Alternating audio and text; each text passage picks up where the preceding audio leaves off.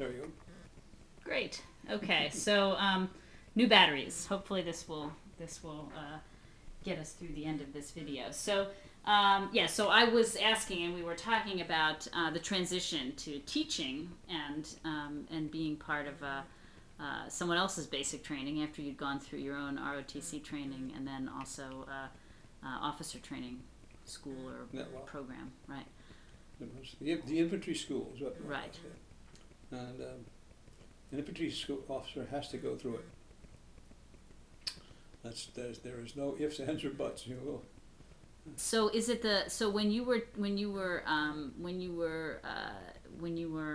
at Indiantown Gap and you were doing the teaching, yes, for these young soldiers, that was when you ran across the guy who stuck his butt up in the air too much? Yes, and had the larger ass, one of my or kids, whatever you I don't call it, remember his name. You said it yesterday. I remember. I think it was Rosenthal, but I'm not sure. Rosenthal, but yeah, okay. At any rate, I think it was Rosie. Rosie, you're going to get shot in the ass. And I said, you got to get it down. And he just couldn't get his butt down. And so when I got to Korea, I ran into some of the kids that I had actually put through basic training.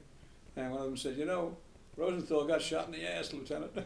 Yes, so that just like you said. Was there any other? That's obviously a very memorable story, one that I love that you've told to me a few times. Were there any other memorable stories about soldiers that you trained and ran across maybe later in Korea or later in your life, or any particular things that you remember from I think what Indiantown Gap gave to me was the knowledge that I actually could lead. People would follow me. I don't know if I said this. When I got there, we have a little 1-week seminar, about what the post rules are and all of that sort of stuff.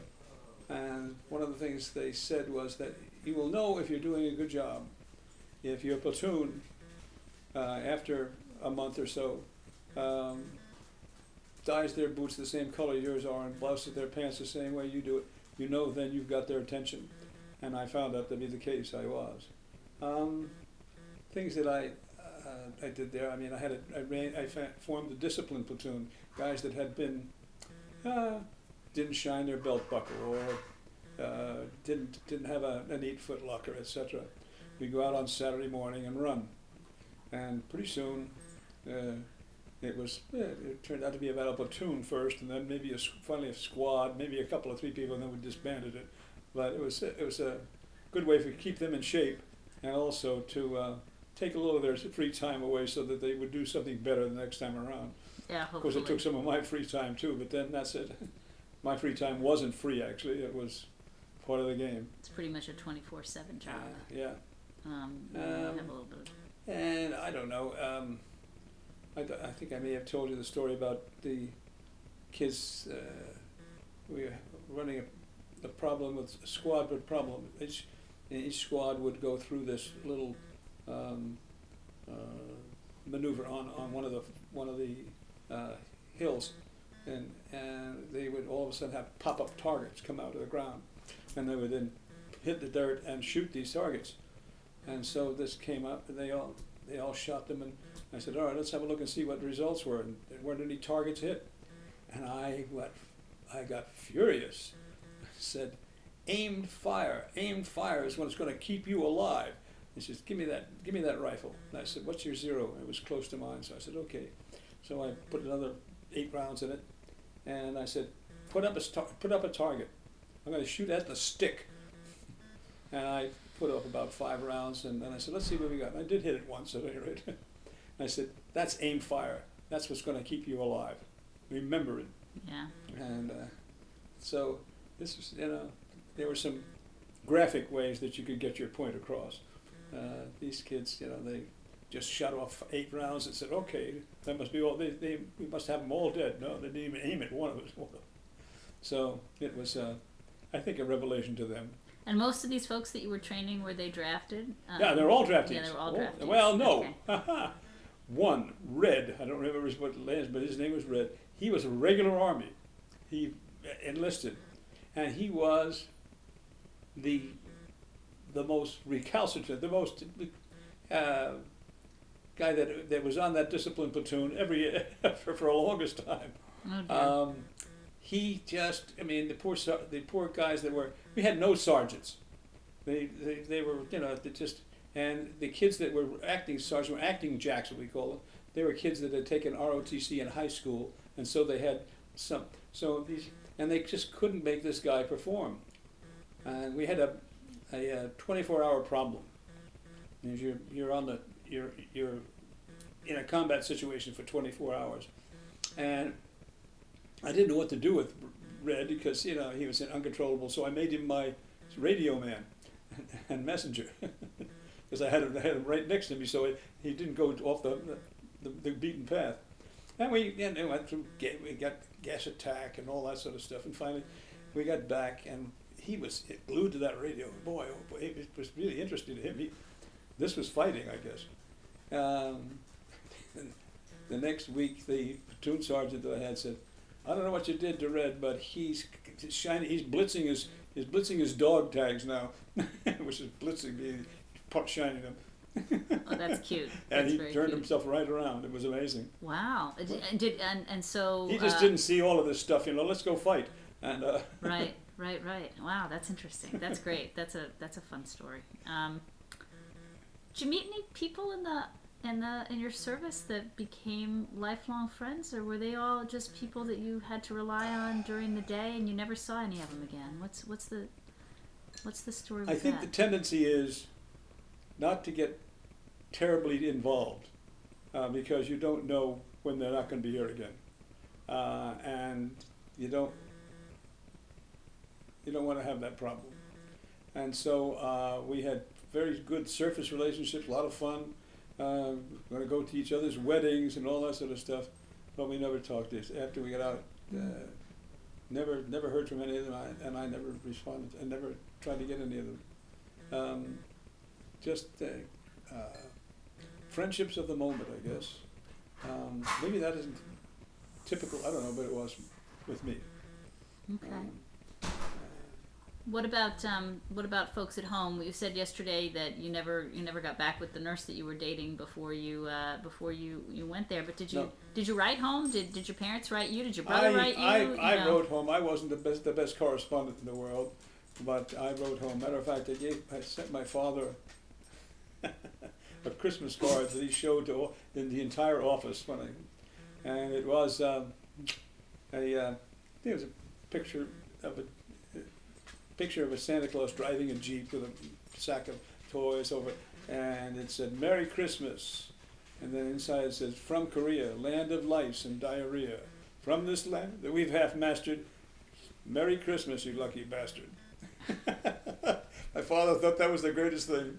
What did your mother think of that? I don't think she never said. Yeah, well, I'm sure you showed it to her. So you didn't send a separate Christmas card to your mother, huh? Just to Dad. Did she write you? Did Dad? Yeah, did your dad write you? My mother wrote me. My father didn't write me, but my mother Okay. did. And I wrote back. You know, but I wasn't a very good correspondent. Did you keep those letters? I might have. I don't know. Yeah. Okay. Someplace, I suppose, in the junk. Well, we can look through them and see if we can find some, because I think that's an interesting part of things. Anybody other than did your brother ever write you? You know, he was a few years younger than you. I don't remember him writing to me at all. No. And you didn't write to him? Nope. Did you have any idea what was sort of going on at home? Did your mom? Was it basically? Did she just tell you what was going on, or? Well, I think she was. I think her letters were them? probably newsy, informative. Yeah. It's a long time ago. Was that something that you looked forward to, the mail call or whatever they called it back in those days? Kind of, yeah. No, I wouldn't say 100%, but yeah, a little bit.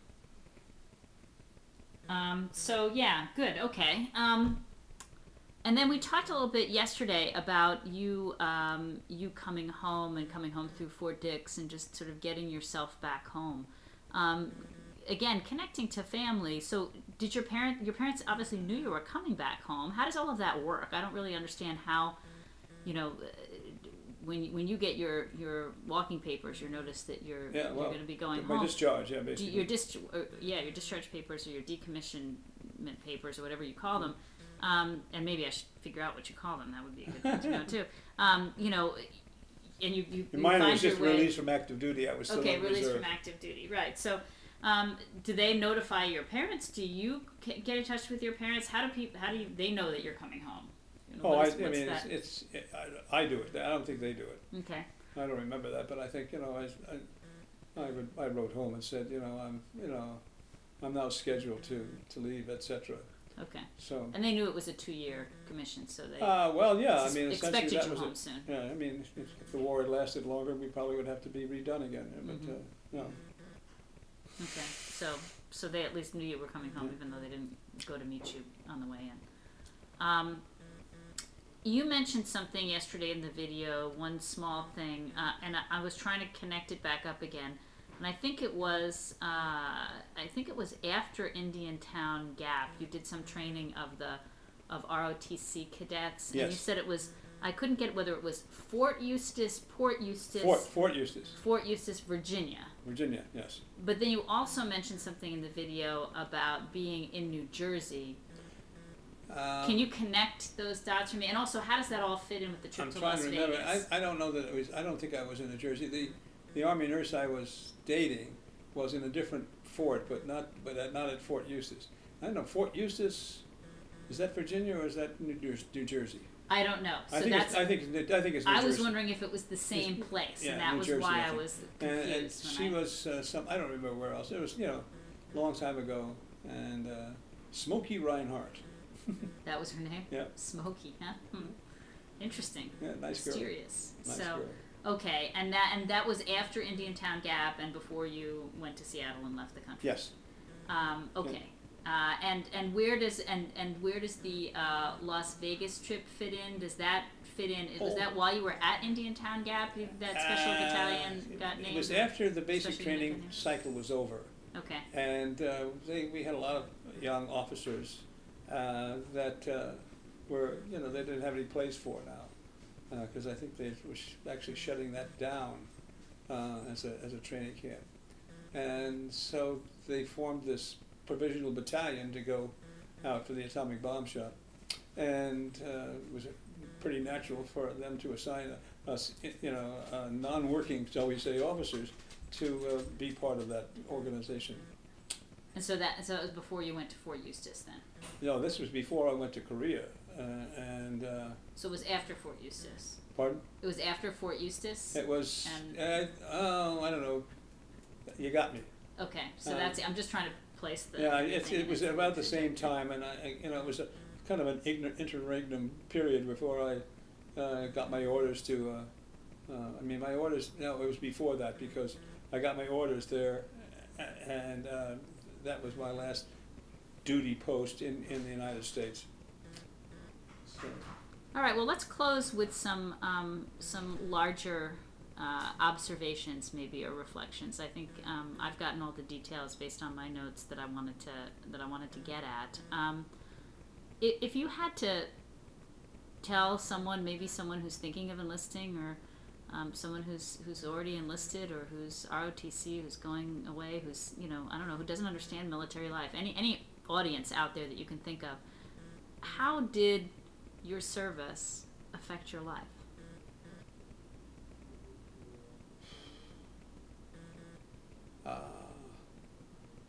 I grew up to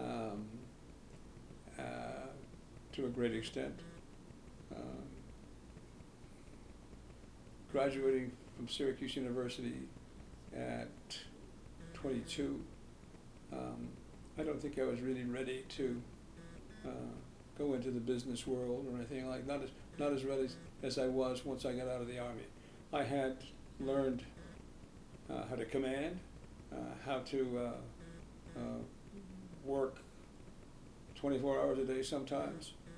I learned a lot about myself, and so I think that it's a great thing.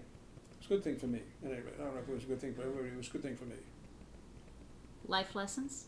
Pardon? Any life lessons come out of it? Life lessons. What are they? What are you talking about? Oh, I don't know. At some point in life, you hit a fork in the road or a challenge, and you realize you'd learned something in the Army that helped you to get through it, or may have changed the way you approached it. Or I guess as your daughter, one of the things I'm wondering about is parenting, right? What's that? Did it affect your parenting, do you think, for example?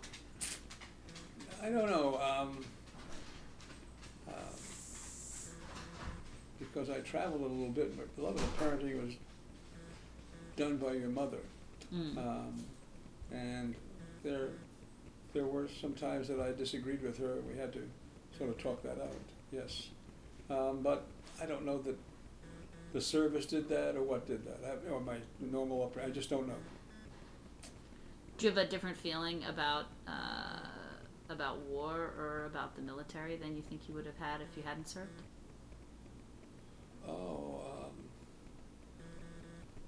Well,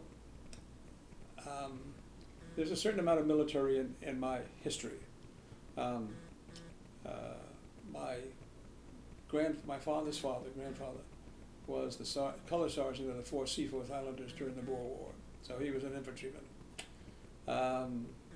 My great-grandfather on my mother's side rose to major in the Civil War and won the Congressional Medal of Honor, lost a leg and came out and fought again with one leg. Very tough guy. He was something that I certainly admired greatly about his grit and his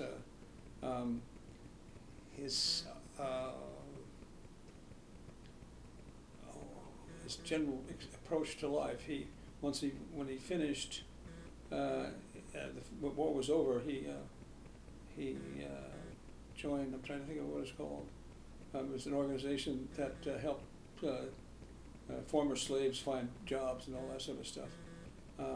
So I really thought he was quite a remarkable person. And my father was a sergeant in the 7th Regiment, which is again another infantry outfit. I have always had a great deal of respect for the Army, even after reading From Here to Eternity. Which you mentioned you were reading while in the Army yesterday, right? So.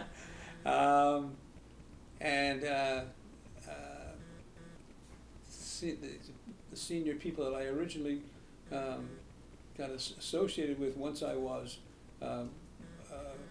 put onto active duty, namely this Lieutenant Finley, Ed Finley, who had been an enlisted man in World War II in Europe and was demobilized as a sergeant of some rank, I don't know which, and because he had been in the Army since he was, I guess, 15, close to 16, didn't have any education, couldn't find a job, with everybody all of a sudden coming to the Army looking for jobs, found the only job he could was a tax collector, which he hated, and so he rejoined the Army as a private, and worked his way up to sergeant, was given a battlefield commission as to 2nd lieutenant in Korea, and another battlefield commission to 1st lieutenant in Korea. Very, very guy that had no education, but one that had wonderful values and was somebody that I could admire. And I thought, if this is the Army, this is pretty good. So I met some good men. It sounds like it. Maybe some not so good men, but mostly good men. Yeah. So if you were back at, I know it's a long time ago, but you were back registering for college again now, would you make the same decision to join the ROTC? To join the ROTC? I don't know. I was with my father, and he said, maybe that's a good idea. And I thought, well, why not? Yeah, I think, again, I had pretty good respect for the military, and the aspect of becoming an Army officer was intriguing. And so, yeah, I said, okay. Without his impetus, I probably wouldn't have done it. That's interesting. Small things. So, if you were advising someone who's in the same circumstances today, who maybe doesn't have the family experience and doesn't have someone like your dad there, what would you tell them? I think joining the ROTC is a very good idea. It's the values are good, and you come out a junior officer, and that's good. It teaches you leadership skills, which are very valuable in the workplace afterwards. Stuff that you can't learn in other college courses. It does take time. I mean, you're going to have at least one course a semester that is military. And so that takes away some of your chances for other courses, but I think it was worth it for me. Good. Okay. Anything I've left out? Anything we haven't discussed that you Good think Lord, is I don't important? think so. I'm sure we'll all think of something again, Probably. right, in another week or so. But we can always do another video another time. I want to thank you, Dad, for sharing time with me the last couple of days to do this. It was interesting to reflect. I haven't done that in a while. It's great, and there were a lot of stories I didn't know about in there that I think maybe other members of the family had heard, or maybe none of us had heard before that you've come up with. And I should have said that today we're filming. There may be a little bit more background noise today because we're filming at your son's house, my brother's house, which is close to your house and not at your house. But I really do appreciate your time, and I'm so glad we did this. So Happy thanks. to do it. Love you, Daddy. Okay, love you too, Joe. Ooh.